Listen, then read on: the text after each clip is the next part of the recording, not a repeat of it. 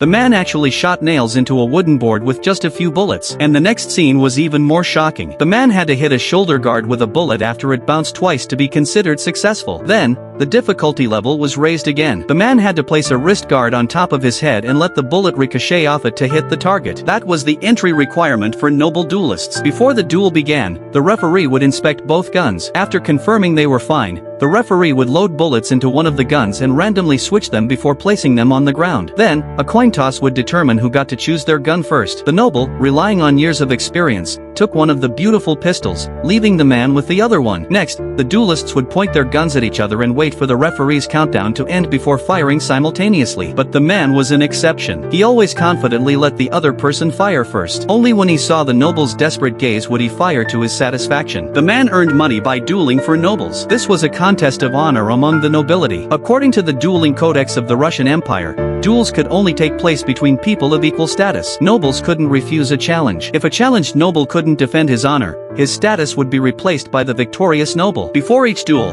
the man's employer would give him information about his opponent. Then, the employer would send someone to provoke the noble, and the man would fight on the employer's behalf. Every duel was a gamble. If he won, the man would earn a generous commission. If he lost, it meant his death. At a charity ball, the employer sent a disabled noble to provoke another noble. This made the noble very upset, but a normal noble wouldn't duel with a disabled person. So, he gave the disabled noble a chance to find a helper. That's when the man appeared. He accepted the challenge on behalf of the noble with a missing hand. However, it seemed like the man was always favored by Lady Luck. In this duel, the two parties shot at each other from behind a screen. But the noble was very impatient. Seeing a shadow, he mistakenly thought it was the man in the sunlight, so he missed. The man, on the other hand, directly broke through the screen and accurately hit the noble. Unfortunately, the man was also hit by the other side. The bullet got stuck in his body and hit an artery, but he survived because the bullet cleverly plugged the wound.